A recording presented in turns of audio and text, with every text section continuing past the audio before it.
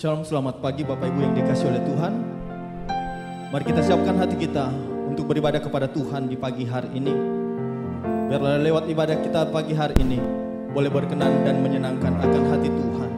Mari siapkan hati kita untuk menaikkan puji dan sembah kita, pengagungan kita kepada Dia, sebab Dia adalah Allah yang maha besar, layak dipuji, layak dipermuliakan. Bersyukur padamu Tuhan, sebab Engkau Allah yang besar. Karya-karya Tuhan yang telah Tuhan lakukan dalam hidup kami adalah baik adanya. Ini kami umat-Mu Tuhan, kami datang di hadapan-Mu, memuji, menyembah, meninggikan, mengagungkan nama Tuhan, sebab Engkau adalah Allah yang mulia, Allah yang agung. Haleluya, haleluya.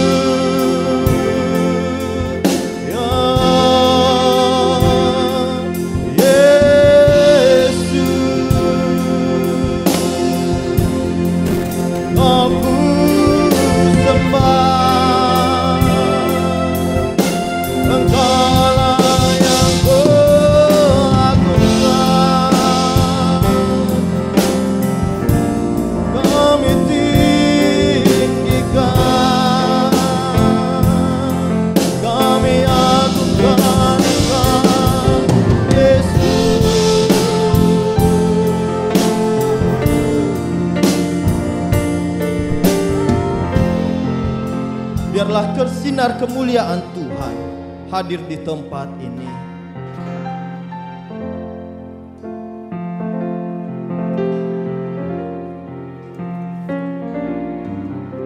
Sinar kemuliaan-Mu Bapa memenuhi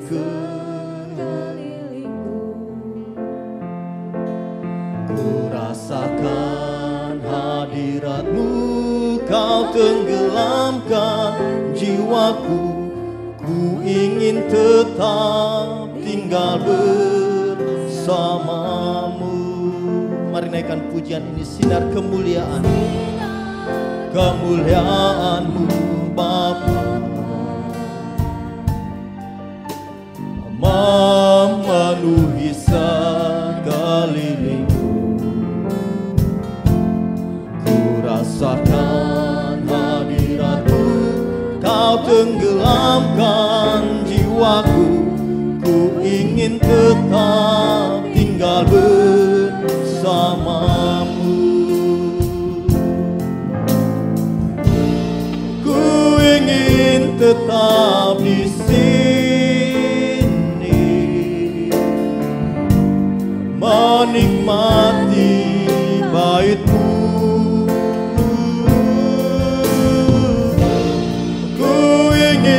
Tetap di sini dan memandang indah wajah-Mu. Biarlah sinar kemuliaan Tuhan hadir di tempat ini. Penuhilah kami dengan sinar kemuliaan-Mu Tuhan. Terangilah hidup kami ya Tuhan.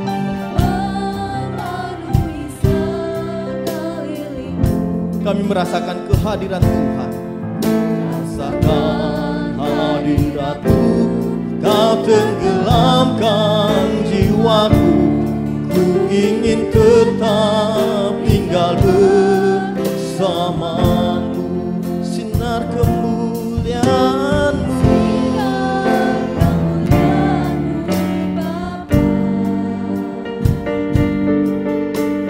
memenuhi sekeliling. Rasakan hadirat-Mu, Kau tenggelamkan jiwaku. Ku ingin tetap tinggal bersama-Mu. Ku ingin tetap di sini,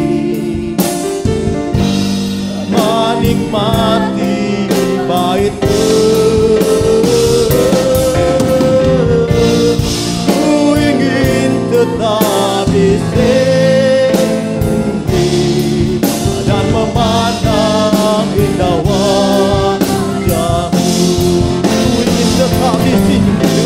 jemaat Tuhan, saya undang bangkit berdiri. Tetap di sini menikmati bait-Mu. Ku ingin tetap di sini dan memandang indah wajah-Mu. Kami ingin tetap di hadapan-Mu Tuhan. Ku ingin tetap di sini menikmati bait-Mu.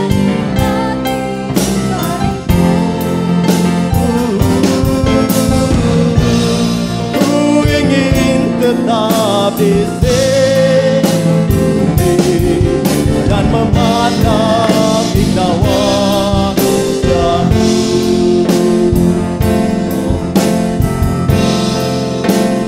Tuhan hatiku, mutiara tak ternilai, harta milikku. Keindahan-Mu memudarkan dunia. Di mataku Engkau tuh mulia. Oh Tuhan Yesus, kerinduan hatiku, mutiara tak ternilai, harta milikku. Keindahan-Mu memudarkan dunia. Di mataku Engkau tuh mulia. Di mataku Engkau tuh mulia. Di mataku Engkau tuh mulia. Mari sembah Dia, mari puji Dia, mari agungkan namanya, sebab Dia adalah Allah yang besar, penasihat yang ajaib. Kami memuji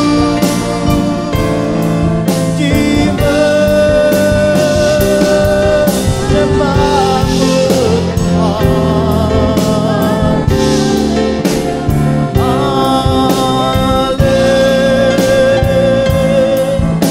Haleluya,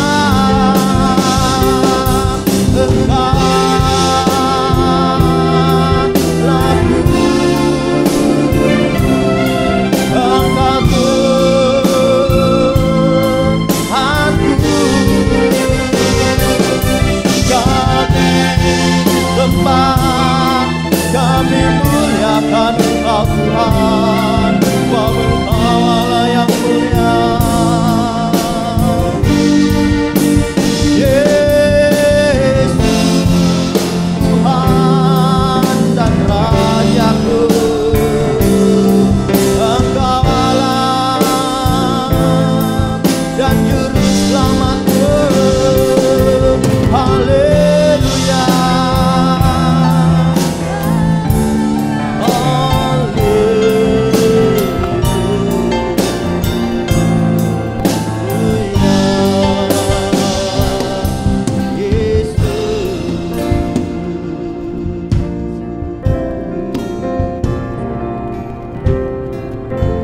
Ku ingin tetap di sini Tuhan.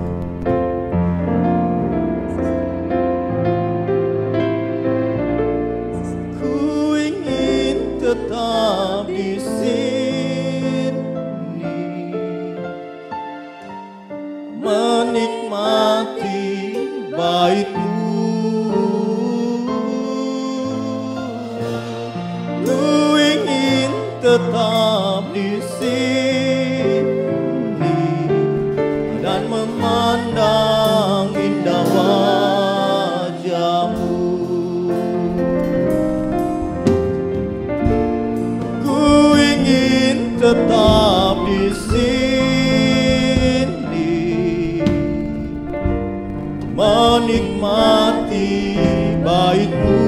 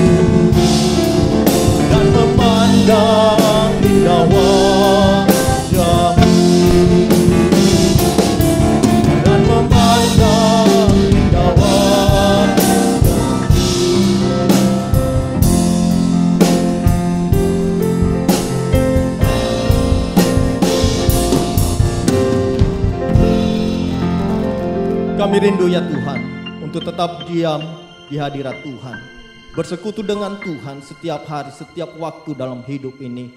Karena itu Tuhan, kami datang di tempat ini untuk kami boleh membangun persekutuan di hadapan Tuhan. Lewat puji-pujian, pengagungan kami, penyembahan kami kepada Tuhan pagi hari ini. Biarlah pujian dan penyembahan kami ya Tuhan boleh berkenan di hadapan Tuhan. Sebelum kami ya Tuhan lebih lagi masuk dalam hadirat-Mu, dalam ibadah kami pagi hari ini, ampunilah setiap salah dan dosa pelanggaran kami Tuhan. Jika di sepanjang minggu yang telah kami lalui, Tuhan mendapati kami melakukan salah di hadapan Tuhan. Inilah hidup kami ya Tuhan. Kami persembahkan hidup kami untuk hormat kemuliaan bagi nama Tuhan. Di dalam nama Yesus kami membuka ibadah kami pagi hari ini. Yang siap untuk bersorak-sorai, bersukacita, memuliakan, mengagungkan Tuhan kita yang besar. Mari katakan sama-sama, amin. Siapa kita di sini yang percaya bahwa kita memiliki Tuhan yang besar, Tuhan yang mulia, Tuhan yang agung. Karena itu biarlah kita senantiasa untuk memuji, menyembah, mengagungkan namanya. Tuhanku maha besar. Mari kita bersorak-sorai bagi Dia. Naikkan sukacitamu di hadapannya.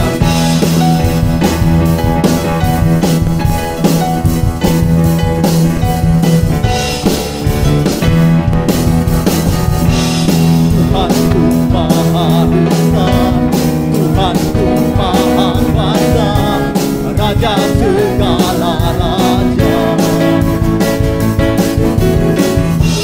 Dia takkan kugoyahkan, Dia takkan kukalahkan, Dia hidup dan berkuasa. Mari serukan namanya, serukan namanya, Yesus Tuhan Raja. Segala kuasa tunduk dalam namanya. Dia luar biasa, biasa, berkata mulia. Yesus nama di atas segala nama.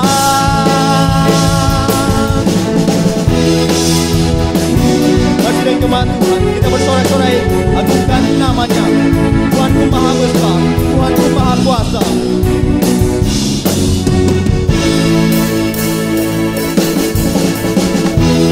Tuhanku maha besar, Tuhanku maha kuasa, Raja segala raja. Dia takkan tergoyahkan, Dia takkan terkalahkan, Dia hidup dan berkuasa. Serukan namanya, dan namanya, Yesus Tuhan Raja. Segala kuasa tunduk dalam namanya. Dia luar biasa, berkata mulia. Yesus nama di atas segala nama. Sekali lagi naikkan pujian ini. Tuhanku maha besar, Tuhanku maha kuasa.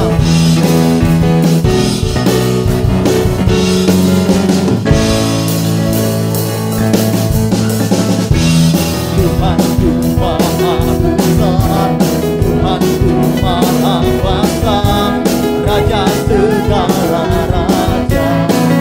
Dia takkan tergoyahkan,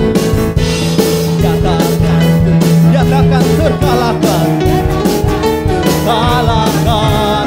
Dia hidup dan berkuasa. Mari serukan namanya, Yesus Tuhan Raja. Segala kuasa tunduk dalam namanya. Dia luar biasa, berkuasa mulia.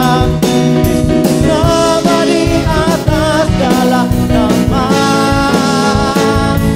Serukan namanya.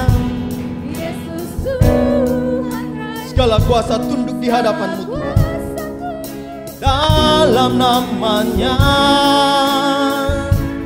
Dia luar biasa, berkuasa mulia. Yesus nama di atas serukan namanya. Yesus Tuhan Raja, Segala kuasa tunduk dalam namanya. Dia luar biasa, perkasa, Yesus nama di atas segala nama. Serukan namanya, Yesus Tuhan Raja. Segala kuasa tunduk dalam namanya. Dia luar biasa, perkasa mulia. Yesus nama di atas segala nama.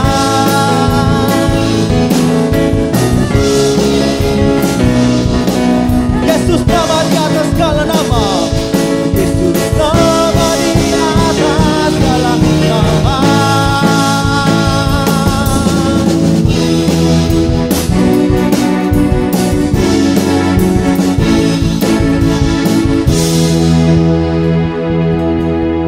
Kita percaya bahwa kita punya Tuhan yang besar.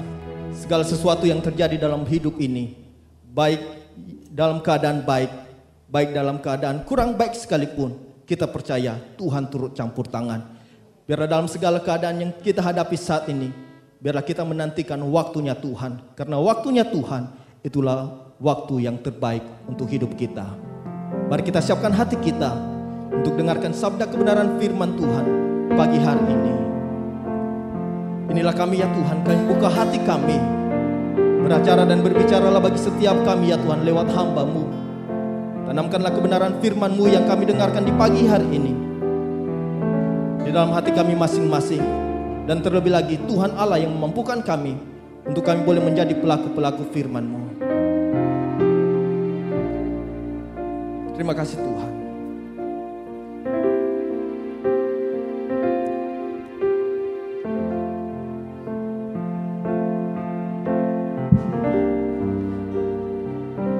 Bila Kau izinkan sesuatu terjadi, ku percaya semua untuk kebaikanku. Bila nanti telah tiba waktuku, ku percaya kuasa-Mu memulihkan hidupku.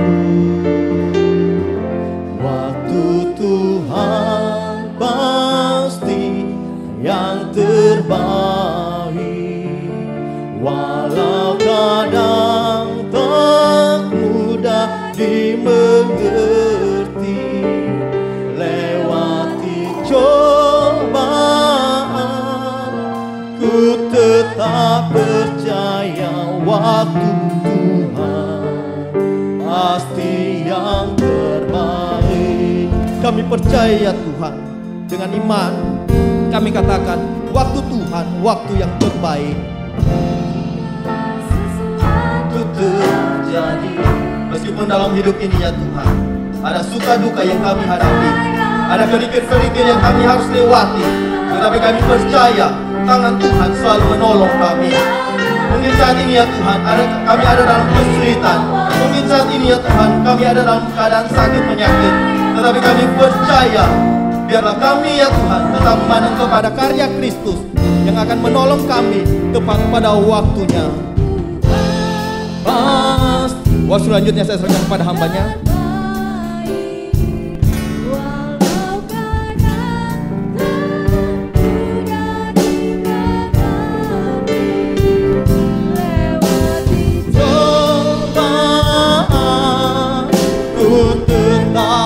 Percaya waktu Tuhan pasti yang terbaik. Waktu Tuhan sesuatu yang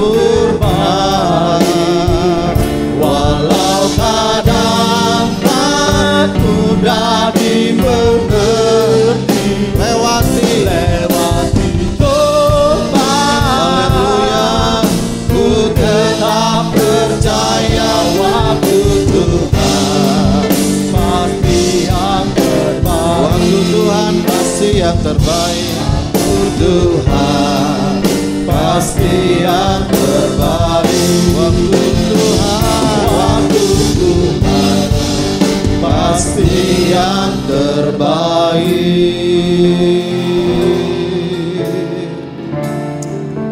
Kami percaya setiap waktu yang Tuhan nyatakan bagi orang percaya adalah yang terbaik. Perkawinan di Kana mengajarkan banyak hal dalam waktu Tuhan. Kami diajarkan untuk sabar menantikan pertolongan Tuhan.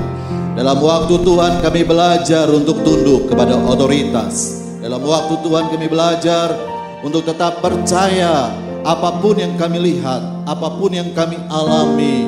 Kami tahu Tuhan tidak pernah meninggalkan orang yang setia, berharap dan percaya kepadamu. Terima kasih Tuhan, biar pujian ini juga mendorong kami, memotivasi kami untuk tetap menanti-nantikan Tuhan. Karena Alkitab berkata, orang yang menunggu Tuhan, orang yang menantikan Tuhan akan mendapat kekuatan yang baru. Terima kasih Tuhan. Sebentar kami mau duduk diam mendengarkan firman Tuhan. Seperti Maria yang duduk diam mendengarkan pesan ilahi, menjadi roti kehidupan yang mengenyangkan rohani kami. Demikian juga hari ini kami mau belajar duduk diam, menyiapkan waktu, pikiran, seluruh hidup kami bagi sabda firman Allah yang menjadi kebutuhan bagi jiwa dan roh kami, sehingga kami tidak berjalan dalam kegelapan. Sekalipun dunia semakin gelap, terang tetap ada bersama dengan kami. Urapan-Mu turun atas setiap kami, khusus hamba-Mu, sehingga apa yang disampaikan bukan isi hati manusia, tapi yang disampaikan adalah isi hati Bapa yang sempurna, sehingga firman itu akan mendarat di tempat yang terbaik, dan firman itu akan berakar, bertumbuh dan berbuah bagi hormat kemuliaan Bapa di sorga. Terima kasih Tuhan.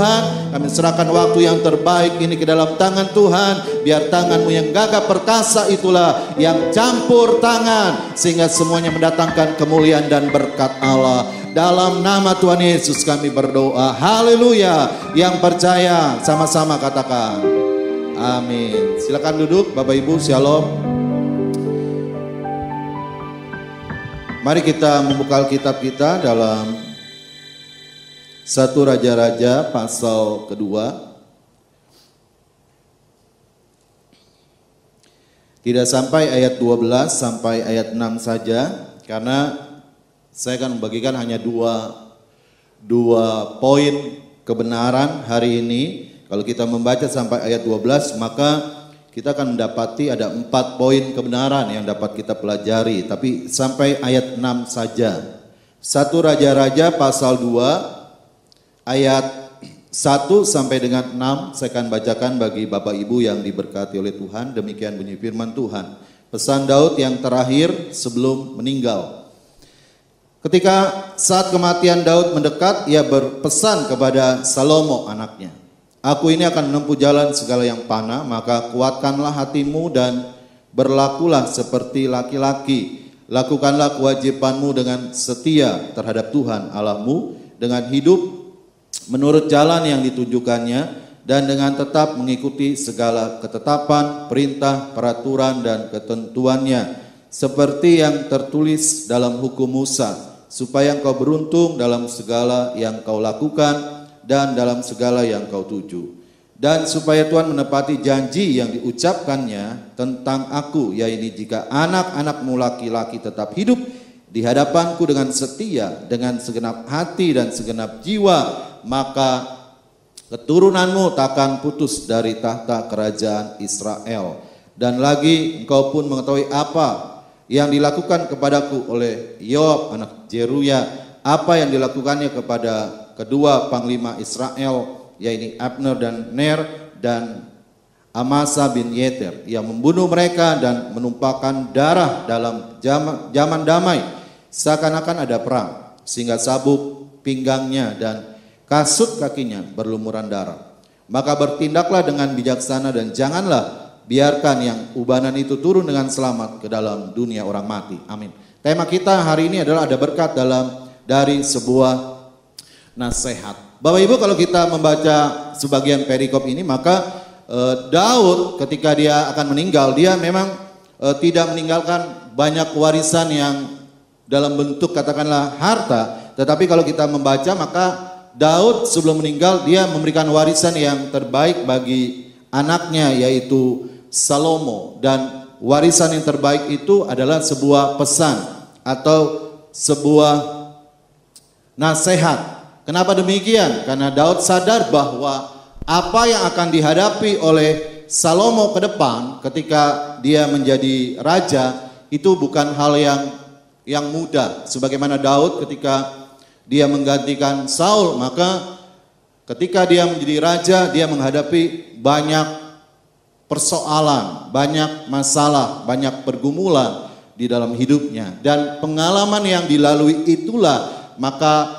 dia memberikan pesan, memberikan nasihat kepada Salomo supaya Salomo menjadi raja yang bukan hanya dipakai, bukan hanya diberkati, tetapi menjadi raja yang takut akan Tuhan, yang menyerahkan hidupnya ke dalam tangan Tuhan. Nah, pesan apa saja, nasihat apa saja yang diberikan Daud kepada Salomo? Kalau kita membaca ayat 2, maka kita mendapati firman Tuhan berkata demikian. Aku ini akan menempuh jalan segala yang panah, maka kuatkanlah hatimu dan berlakulah seperti laki-laki. Yang pertama, pesan Daud kepada Salomo adalah supaya Salomo dapat menghadapi persoalan dengan hati yang kuat. Saudara yang kasih dalam Tuhan, kalau Tuhan berbicara hari-hari ini tentang hati dan hati, saya percaya bukan kebetulan. Tuhan ingin menanamkan benih ilahi itu, benih firman itu ke dalam hati kita yang paling dalam sebagai orang percaya. Supaya apa? Supaya waktu persoalan hidup datang, hati kita tetap kuat. Waktu pergumulan hidup datang menerpa hidup kita, maka hati kita tetap kuat. Sebab itu hari-hari ini Tuhan selalu berbicara tentang hati, tentang hati, tentang hati. Karena hati adalah sumber dari pancaran kehidupan orang yang percaya. Kalau hatinya lemah, itu artinya pancaran hidupnya juga akan menjadi lemah. Tapi kalau hatinya kuat, maka pancaran kehidupannya juga akan menjadi kuat. Kalau berbicara pergumulan, persoalan yang dihadapi Daud, Bapak Ibu baca kisahnya. Maka sebelum menjadi raja dan sesudah menjadi raja, maka kita dapati persoalan tidak pernah berhenti, persoalan tidak pernah habis, silih berganti. Datang ya, yang lama berlalu, yang baru datang, yang lama berlalu, yang baru datang terus ya. Waktu dia sebelum menjadi raja, bahkan ketika dia menjadi raja juga demikian Bapak Ibu ya. Kalau Bapak Ibu baca kisah daripada Daud, ia pernah dihina. Kapan ia pernah dihina? Waktu orang-orang Israel ditantang oleh orang-orang Filistin. Di sana ada tentara yang gagah perkasa yang bernama Goliat menantang orang Israel. Dan pada waktu orang Israel menjadi gentar dan takut, lalu tidak berani, tidak berbuat apa-apa. Lalu di sana tampillah orang yang dipakai oleh Tuhan, orang yang diurapi oleh Tuhan, orang yang berkenan di hadapan Tuhan yang bernama Daud. Daud waktu itu nggak punya pengalaman berperang. Daud hanya punya pengalaman mengembalakan domba dan mengantarkan makanan bagi kakak-kakaknya di medan pertempuran. 3 orang yang mengikuti Saul pada waktu itu. Tapi ketika Daud tampil Bapak Ibu, dia diragukan oleh saudara-saudaranya. Bahkan bukan diragukan lagi, ketika dia mau berperang bertempur dengan Goliat, maka orang Filistin menghina Daud. Bapak Ibu bisa baca dalam 1 Samuel 17 ayat 42. Orang Filistin berkata, anjingkah aku ini ketika aku didatangi orang yang seperti ini, masih muda, kemerah-merahan.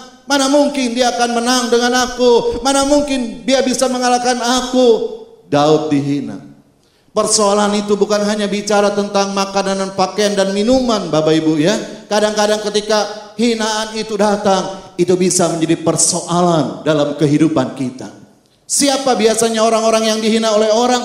Biasanya orang-orang yang gak punya duit, orang-orang miskin, itu kenyang dihina oleh orang. Orang-orang miskin, orang-orang gak punya duit itu bukan hanya bicara orang yang tidak percaya. Kadang-kadang orang percaya juga gak semua kan ya, punya berkat yang melimpah, ya, yang kaya raya, yang punya deposit besar. Tapi kita juga mendapati orang-orang percaya yang sederhana, gak punya apa-apa. Kadang-kadang dihina oleh orang ya, direndahkan, dilecehkan. Ya, mungkin kita mikir itu bukan masalah bagi kita, tapi bagi orang yang mendengar hinaan orang itu, dia masuk dalam hinaan itu, masuk dalam pikiran dan tersimpan dalam hati, itu bisa menjadi satu persoalan yang membuat jalan orang itu menyimpang ke kiri dan ke kanan, yang membuat orang itu bisa meninggalkan Tuhan. Kenapa? Karena hatinya enggak kuat. Bapak Ibu yang diberkati oleh Tuhan, waktu Daud dihina, Daud tidak mendengar hinaan itu. Mungkin dia dengar, tapi dia nggak simpan dalam pikiran dan hatinya. Kenapa? Karena dia tahu ada Allah yang lebih besar yang akan membela hidupnya. Ada Allah yang lebih besar yang akan berperkara di dalam hidupnya. Yang dia pikirkan adalah nama Allah yang diagungkan. Ketika dihina oleh orang Filistin, ketika dihina oleh Goliat, hatinya bergejolak. Dia nggak rela nama Allahnya diinjak-injak oleh bangsa asing yang tidak mengenal Allah. Itu yang dia pikirkan. Musuh boleh menghina dia, tapi dia percaya Allah memanggil dia, menempatkan dia di medan peperangan untuk dipakai menjadi alat yang menyatakan kemuliaan Tuhan. Dan benar Bapak Ibu, waktu dia bertempur dengan Goliat, maka tanpa senjata, tanpa baju perang, Tuhan campur tangan, Goliat dikalahkan. Jangan pernah pikirkan hinaan orang, karena hinaan itu kadang diizinkan terjadi Bapak Ibu, untuk supaya hati kita kuat bersama Tuhan. Amin Bapak Ibu ya. Jangan pikirkan. Kadang-kadang biasa begitu ya manusia, memandang manusia. Allah itu nggak pernah pandang bulu. Nggak pernah lihat si kaya, si miskin, yang pintar, yang bodoh, yang hitam, yang putih, yang cakep, yang jelek. Allah nggak pernah. Tapi jangan lupa, kalau manusia bukan nggak pernah, sering. Ya. Maka itu waktu menghadapi ya persoalan yang demikian, hati kita harus kuat sebagaimana Daud menghadapinya, dan dia berikan pesan ini, dia berikan nasihat ini kepada Salomo. Mungkin di kemudian hari bukan hanya ada orang-orang yang menyanjung Salomo, yang kagum dengan hikmat Salomo, tapi juga ada orang-orang yang mungkin kelak bisa menghina Salomo, ya, menjatuhkan Salomo, ya, mungkin bisa melakukan hal-hal yang tidak diinginkan oleh Salomo. Maka pesan disampaikan Daud kepada Salomo. Bahkan Daud pernah mau dibunuh sering dalam Tuhan. Coba bayangin, orang sebaik Daud, ya, orang yang membantu Saul, ya, itu mau dibunuh bukan oleh musuhnya, oleh Saul sendiri, oleh orang dekatnya. Makanya kadang-kadang persoalan bukan datang dari luar jauh-jauh sana Bapak Ibu, kadang-kadang ada dalam gereja sendiri. Ya, musuh orang adalah seisi rumahnya, kata Injil Matius. Ya, saya nggak pernah di Tangerang itu ada gereja diserbu, nggak pernah diserbu. Tapi kadang-kadang pertempuran itu terjadi, masalah itu terjadi bukan dari luar sana, datang kemari, ketok pintu dan mata mendelik dan tangan menunjuk-nunjuk. Tapi kadang-kadang Bapak Ibu kita nggak sadari persoalan itu lahir dan terbangun dan terpelihara dari kita sendiri, dari orang-orang dalam. Sebagaimana Daud menghadapi persoalan mau dibunuh bukan dari orang Filistin, bukan dari musuh orang Israel, Moab, Bani Amon, bukan Bapak Ibu. Dari mana? Dari Saul, rajanya sendiri yang dibantu oleh Daud. Coba Bapak Ibu, ini bukan persoalan yang ringan. Kalau saya menjadi Daud, kalau Bapak Ibu menjadi Daud, ini bukan persoalan yang ringan. Ini persoalan yang begitu berat dihadapi oleh Daud. Tapi Daud maju terus, boleh diburu oleh kematian. Tapi Daud berkata, di ujung sana ada Tuhan yang menyambut dengan kehidupan, dengan pengharapan, dengan kemenangan, dengan rencana Allah. Daud maju terus walaupun mau dibunuh. Hatinya tetap kuat. Kadang-kadang persoalan bisa terjadi di samping kanan kita, melalui samping kiri kita. Bukan orang jauh, dari depan kita, dari belakang kita, dari istri kita, dari suami kita, dari anak kita, dari teman kita. Tapi melalui nasihat Daud pada Salomo, biar hati kita tetap kuat. Kalau hati kita kuat, maka kita akan terus berjalan sebagaimana Daud sampai akhir hidupnya. Pernah dibenci, pernah dikhianati oleh teman-temannya, pernah dikudeta oleh anaknya sendiri, Adonai. Sudah bisa bayangkan berbagai macam pergumulan yang luar biasa menerpa kehidupan Daud, tapi Daud tetap kuat hatinya di hadapan Tuhan. Bapak Ibu yang diberkati oleh Tuhan, apapun masalah kita, apapun persoalan yang kita hadapi, biarlah Tuhan tidak menerima akibatnya, tapi Tuhan menerima hasil dari hati yang kuat. Kita persembahkan pujian syukur kepada Tuhan, kita persembahkan penyembahan kepada Tuhan, kita persembahkan doa kepada Tuhan. Daud yakin bahwa hati yang kuat itulah modal bagi Salomo untuk meraih kemenangan demi kemenangan dalam kehidupannya. Kemenangan bukan dimulai dari orang mendukung kita, kemenangan bukan dimulai dari orang memuji kita, kemenangan bukan dimulai dari orang setuju dengan kita, kemenangan bukan dimulai dari banyak orang menyukai kita, tapi kemenangan dimulai dari hati yang kuat. Hati yang kuat itu akan membuat kita mengalami kemenangan demi kemenangan seperti yang dihadapi oleh Daud. Firman yang mengatakan bahwa pencobaan yang kamu alami pencobaan biasa, tidak melebihi kekuatan manusia bagi hati yang kuat. Kalau hati nggak kuat, pencobaannya biasa, tapi menjadi luar biasa. Kayak orang Israel, nggak ketemu air, itu percobaan yang biasa, tapi menjadi luar biasa. Nggak ketemu daging, persoalan biasa, tapi menjadi luar biasa. Kenapa? Karena hatinya lemah, hatinya nggak kuat. Padahal persoalan kecil. Air daging itu, Mesir itulah, perbudakan itulah persoalan terbesar. Tapi mereka begitu lama berteriak sama Tuhan, 430 tahun berteriak sama Tuhan. Kalau kita mengajar dalam Alkitab, kita nggak tahu sebelum tahun-tahun itu orang Israel berteriak nggak sama Tuhan, Tuhan aku nggak kuat lagi. Ya. Tapi sebenarnya kalau kita lihat selama bertahun ke belakang mereka menikmati, ya, diperbudak oleh orang Mesir. Tapi begitu dibebaskan, mereka nggak ketemu air, nggak ketemu daging, ya, mereka marah-marah sama Tuhan, ya, mereka berontak sama Tuhan, mereka berpikir yang negatif pada Tuhan. Kenapa? Hatinya lemah. Kadang-kadang persoalan kecil bisa menjadi luar biasa. 1 Korintus 10:13 nggak terjadi bagi orang percaya. Nggak disapa, nggak dikasih senyum, nggak dikasih salaman, orang bisa marah. Marahnya besar sekali. Kenapa? Hatinya lemah. Kalau hatinya kuat, dia bisa percaya. Waktu orang gak kasih senyum sama dia, waktu orang gak kasih salam sama dia, Tuhan punya rencana terhadap apa yang dia alami dalam hidupnya, supaya hatinya tetap kuat bersama Tuhan. Amin Bapak Ibu. Domba, kita sebagai domba ini ditempatkan di tengah-tengah serigala, bukan ditempatkan di tengah-tengah domba juga. Di tengah serigala, ya, kadang-kadang ada banyak hal yang bisa membuat hati kita menjadi lemah, pergumulan demi pergumulan. Tapi Alkitab berkata itu pencobaan yang biasa, yang tidak melebihi kekuatan kita. Kuncinya di mana? Enggak melebihi kekuatan kita, hati kita. Hati kita yang kuat itulah yang membuat pencobaan, pergumulan, persoalan kita hadapi menjadi pencobaan biasa. Kenapa?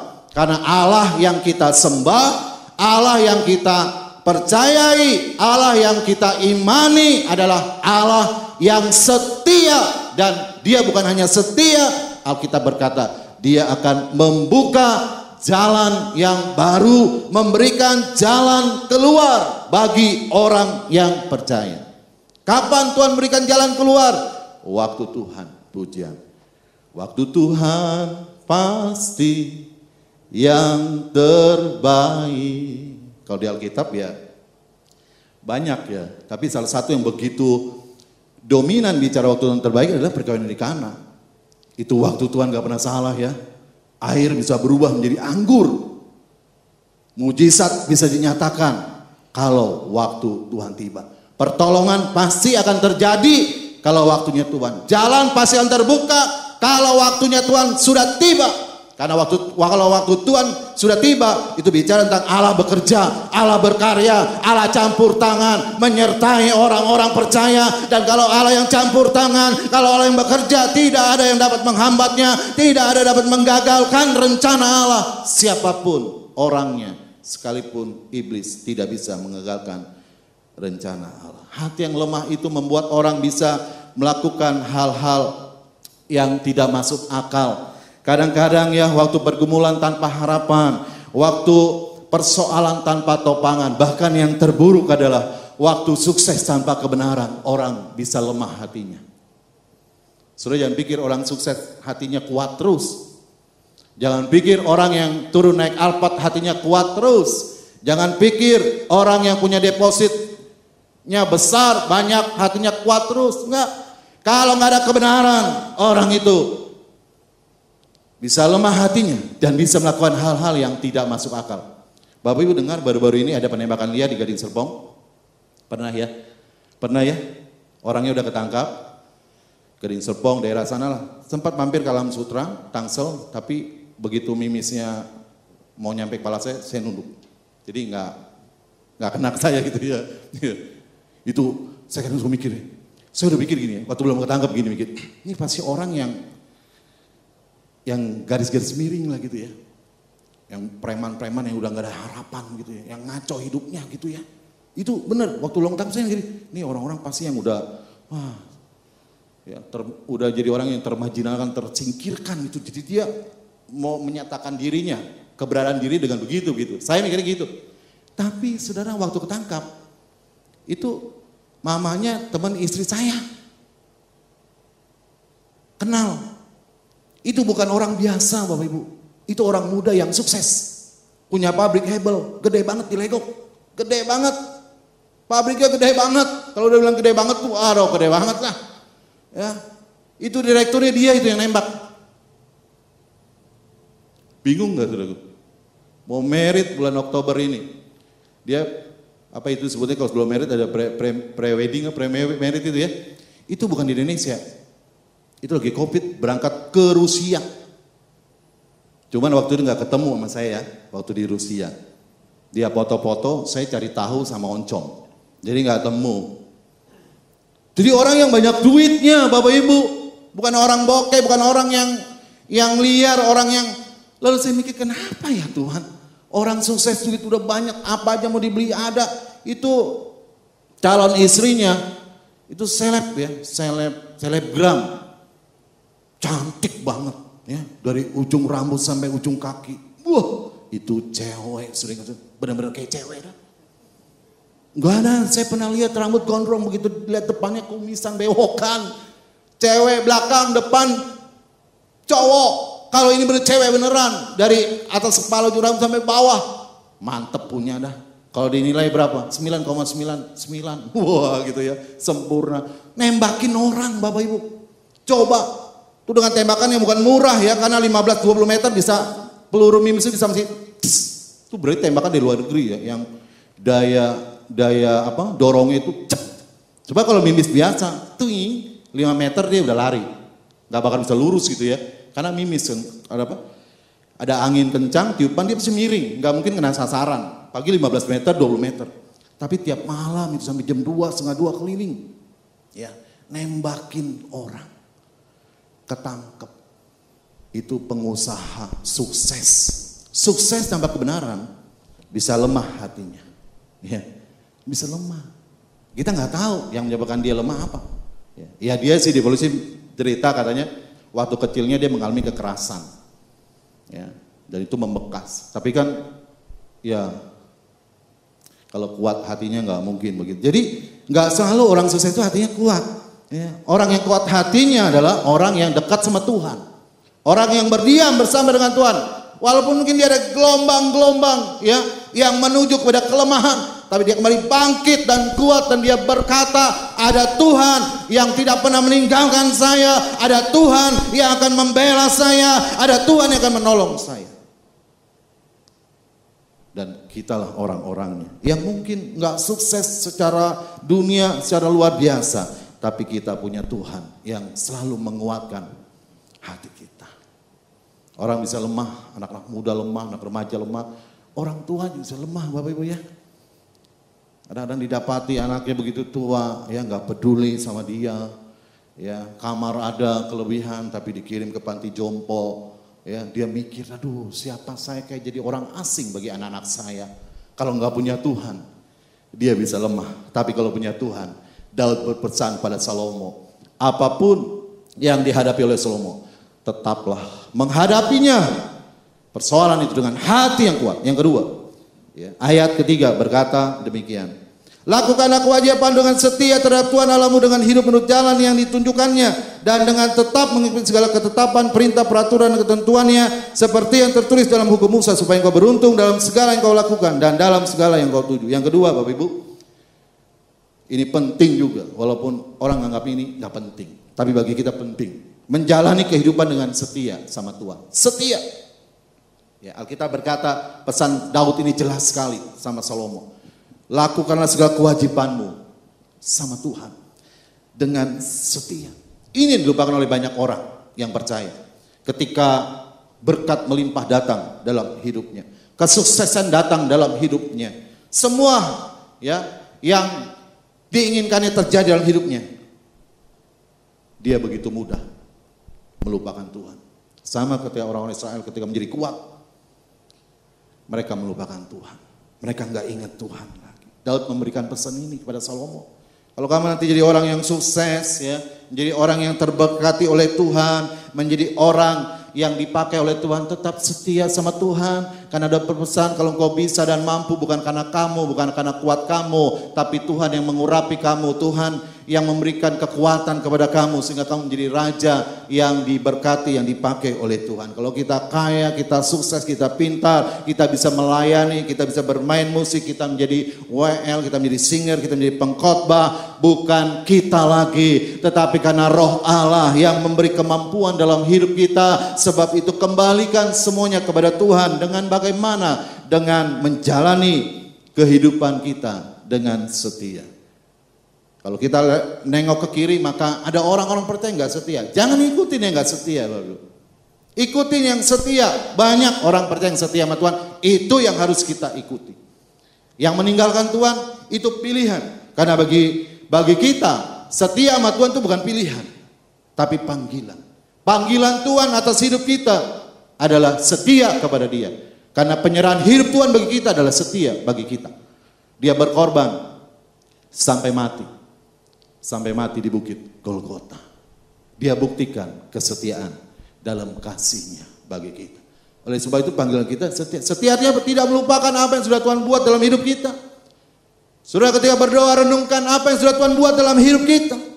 Terlalu banyak, jumlahnya terlalu besar, dan itu kita ingat, dan itu akan membuat kita setia sama Tuhan. Kita nggak bakal lari daripada Tuhan. Kita nggak bakal tinggalkan Tuhan apapun yang terjadi. Kita menjadi orang yang setia, dan setia sebab Tuhan sudah berbuat banyak. Kalau bukan Tuhan, saya tidak ada mungkin sekarang. Kalau bukan Tuhan, saya nggak seperti ini sekarang. Kalau bukan Tuhan, saya mungkin tidak mengalami banyak hal mujizat dalam Tuhan. Semua yang saya alami, semua yang saya terima, semua pertolongan yang saya alami itu karena Tuhan. Karena Tuhan yang baik yang mengasihi hidup saya.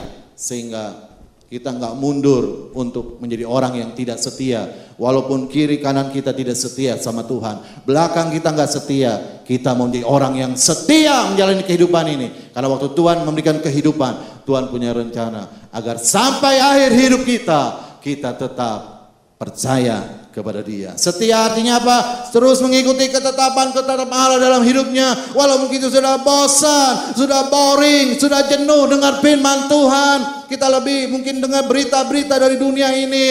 Bukan dilarang mendengar berita dunia ini, tapi berita ilahi juga harus kita dengar, harus kita simpan di dalam hati kita. Selain kita mendengar mungkin khotbah-khotbah di TV, kita dengar khotbah-khotbah di CD, maka kita jangan pernah jenuh membaca Alkitab hari lepas hari, karena itu tanggung jawab kita untuk membaca firman Tuhan yang di dalamnya ada ketetapan Allah.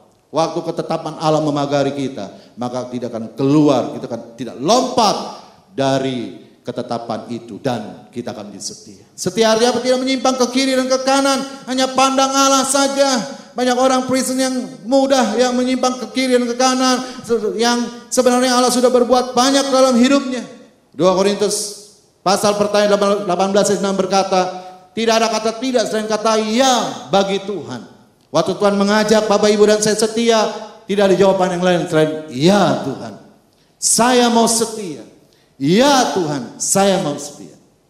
Ada orang yang gak setia, alasannya gak punya duit. Duit itu gak jadi alasan untuk kita setia atau tidak. Hati kita tadi yang kuat. Ada banyak orang-orang yang gak punya duit bisa setia. Kita gak setia, harus tunggu duit dulu banyak, baru saya bisa jadi setia. Biasanya orang begini gak bakal setia juga. Waktu duit datang, berkat melimpah, kebanyakan malah berubah menjadi tidak setia. Bapak Ibu, saya pesan yang sederhana, yang baik, yang memberkati ini tidak dilakukan oleh Salomo dalam hidupnya. Salomo menjadi pribadi yang berubah setia, hatinya lemah, dipengaruhi oleh banyak istri-istri dan gundik-gundiknya, sehingga dia menyerahkan hatinya kepada Tuhan, tidak sepenuh hati. Separuh dia serahkan sama Tuhan, separuh lagi dia serahkan sama ilah asing. Sehingga kerajaan Israel tidak kokoh lagi.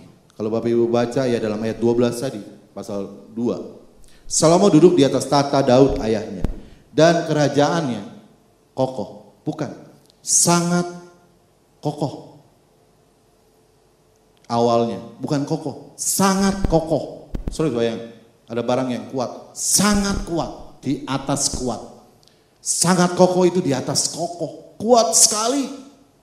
Waktu Salomo duduk menjadi raja, tapi sayang, ke depan hati Salomo tidak dijaga, tidak tetap kuat, menjadi lemah karena pengaruh-pengaruh orang-orang sekitarnya, istri-istrinya, gundik-gundiknya, yang menyeret dia masuk dalam penyembahan berhala yang dibenci oleh Allah. Dia menjadi pribadi yang berubah setia terhadap Tuhan, berpaling dari Tuhan, meninggalkan Tuhan. Sehingga sejak saat itulah orang Israel, kerajaannya terpecah dua. Israel utara dan selatan. Dan pada waktu itulah dimulai sejarah di mana Israel sangat mudah dikuasai oleh bangsa asing. Bapak Ibu, biarlah nasihat daripada Daud kepada Salomo itu juga menjadi nasihat bagi kita. Supaya apa? Supaya kita tetap kuat menghadapi kehidupan. Supaya kita tetap menjadi setia iring Tuhan sampai akhir hidup kita. Bapak Ibu baca Amsal 19:20. Waktu kita dengar nasihat, maka kita menjadi orang yang bijaksana, yang mengerti bahwa waktu-waktu Tuhan yang kita jalani harus dengan hati yang kuat dalam kesetiaan. Amin. Tuhan memberkati. Mari kita angkat pujian. Tuhan, aku mau menyenangkan-Mu.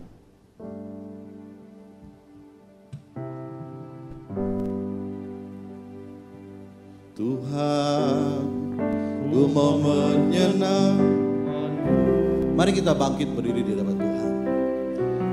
Tuhan, bentuklah hati ini jadi bejana,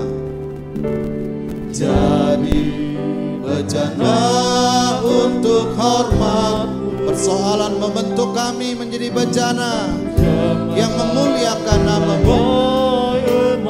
Tuhan, ku serahkan hatiku, kuatkan hati kami Tuhan. Ku berikan padamu. Haleluya. Ringgah tulus selalu agar aku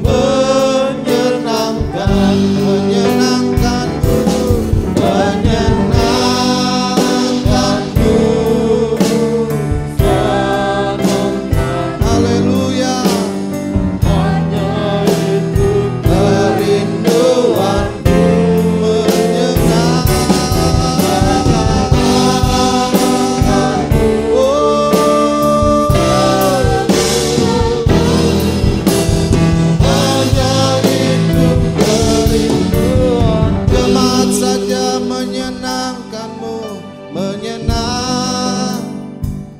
Yesus Tuhan. Menyenangkan dengan hati yang selalu kuat dalam Tuhan. Menyenangkan dengan langkah hidup yang setia iring Tuhan. Allah pasti disenangkan. Haleluya. Tuhan memberikan kekuatan. Tuhan memberikan kemampuan. Agar kami tetap kuat. Agar kami tetap setia. Apapun yang terjadi Tuhan. Sekali lagi menyenangkan Tuhan.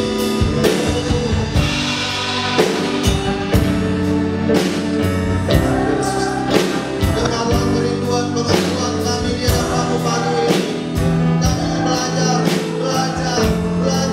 menyenangkan-Mu. Haleluya. Yesus Tuhan. Haleluya. Hanya itu kerinduan. Hanya itu kerinduan. Hanya itu kerinduan.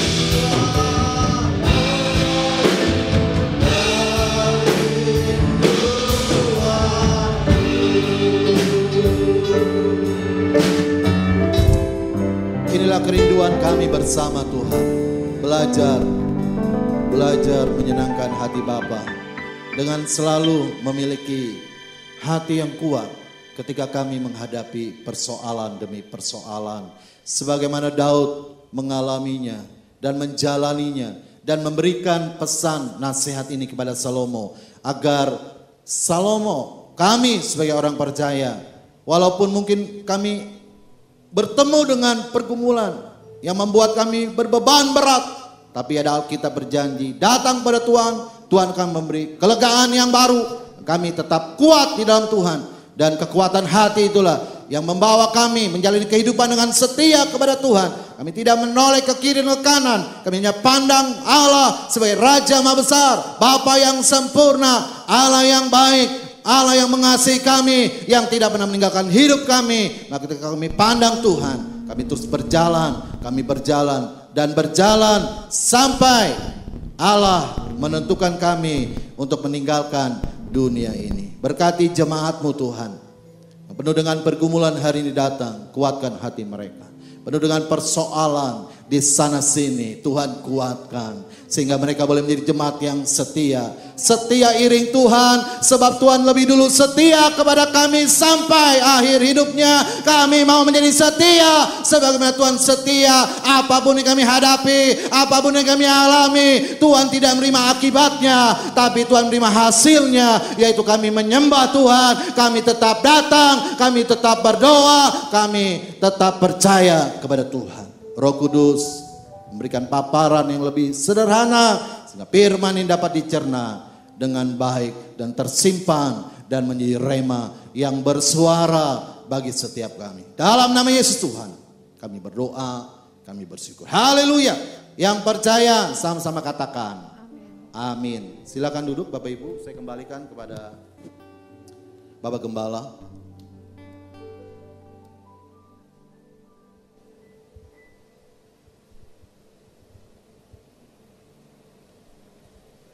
Puji Tuhan, Bapak Ibu Saudara, pagi hari ini jiwa kita sudah kembali diisi oleh kebenaran firman-Nya yang mengingatkan saudara dan saya supaya kita tetap menjaga hati kita. Di dalam Amsal berkata, jagalah hatimu dengan penuh kewaspadaan, karena dari sanalah terpancar air kehidupan. Dan biarlah itu menjadi kenyataan di dalam hidup kita, dengan kita terus menjaga hati ini supaya kita tetap kuat beriman kepada Tuhan Yesus. Puji Tuhan. Bapak Ibu Saudara kasih dalam Tuhan, tidak ada pengumuman khusus yang akan disampaikan kepada Bapak Ibu. Hanya pada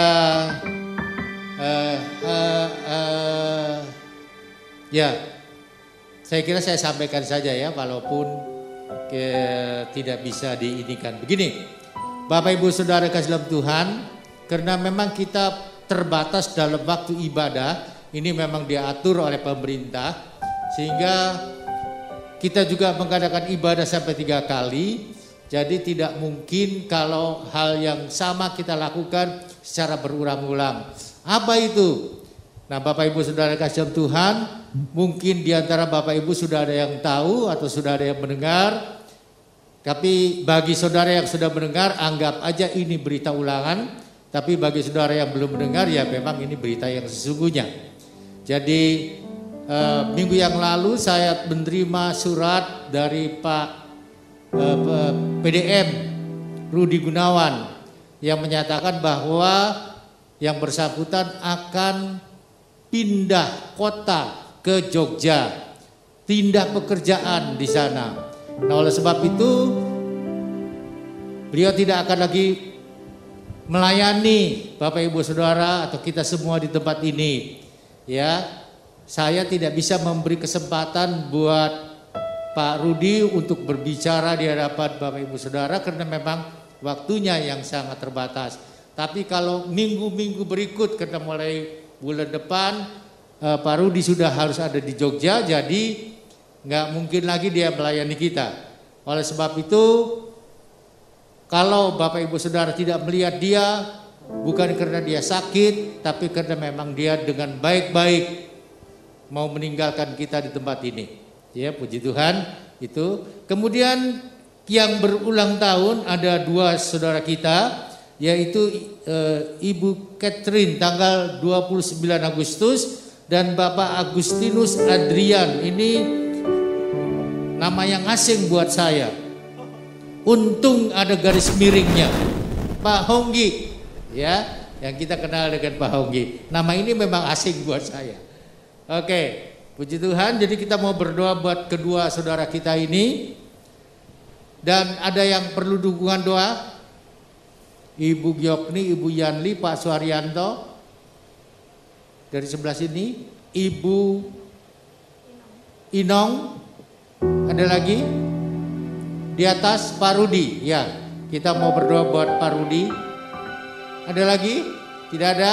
Kita sama-sama berdiri. Kita menyanyikan pujian doa Yabes. Berikan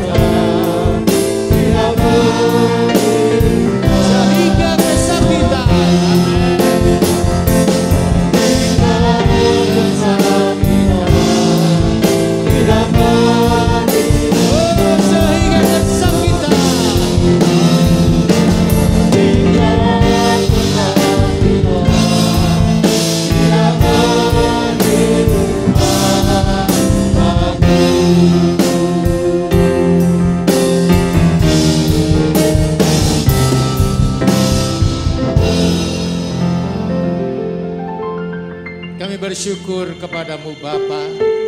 Allah yang ajaib, Allah yang heran, Allah yang berkuasa melakukan segala perkara. Tidak ada yang mustahil bagimu Tuhan, karena Engkau sungguh Allah kami yang dahsyat dan luar biasa. Pagi hari ini kami sudah dipuaskan oleh pujian yang kami naikkan kepadamu. Kami juga dipuaskan oleh firman yang kami dengar. Kami percaya Tuhan, Engkau akan terus menolong kepada kami, memberkati hidup kami, membuat kami kuat di dalam Engkau. Apapun yang terjadi di dalam hidup kami, menghadapi dunia yang tidak pasti ini Tuhan, menghadapi dunia yang gelap ini, kami tahu kami tidak berjalan sendiri, kami berjalan bersama dengan Engkau. Maka tidak ada satupun kekuatan yang bukan daripadamu yang bisa menjamah kami, karena Engkau yang menjaga dan melindungi kami. Terima kasih Bapa, terpujilah namamu.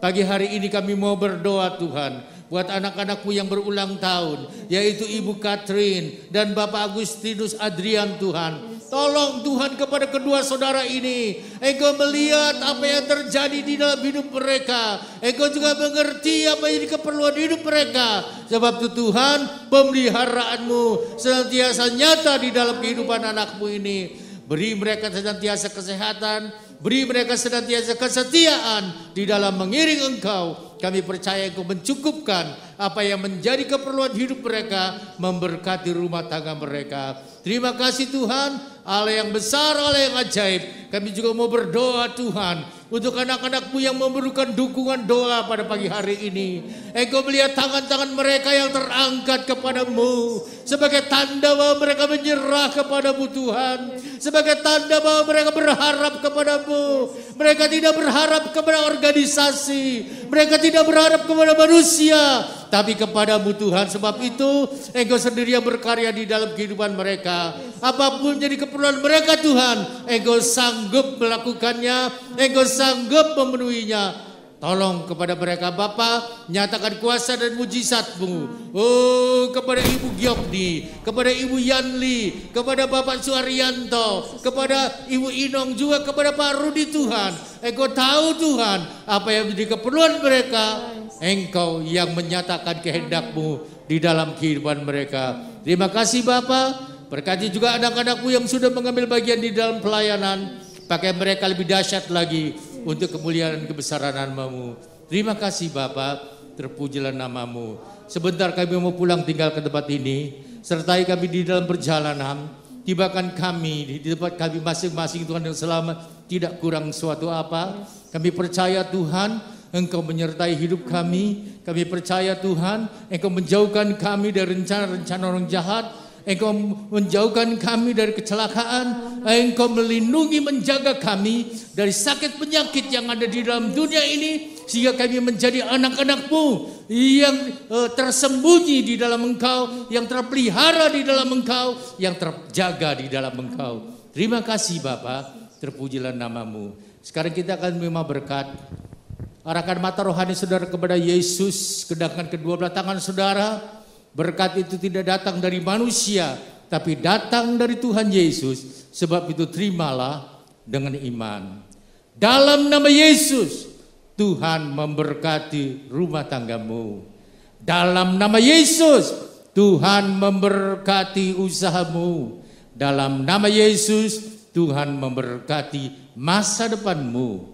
Sebab itu sidang jemaat yang dikasihi Tuhan, sekarang pulanglah dalam damai sejahtera dari Allah Bapa yang melampaui segala akal, yang memelihara pikiran dan hatimu di dalam Kristus Yesus, dan kasih karunia Tuhan Yesus Kristus yang telah menyelamatkan saudara, serta kuat kuasa Roh Kudus yang mengurapi, memimpin, menyertai, membuat saudara berhasil mulai hari ini sampai Maranatha Tuhan Yesus datang kembali. Bapa terima kasih, haleluya.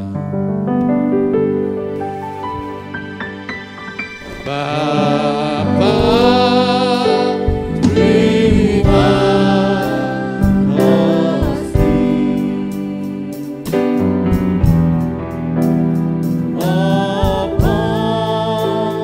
terima kasih, Bapa di dalam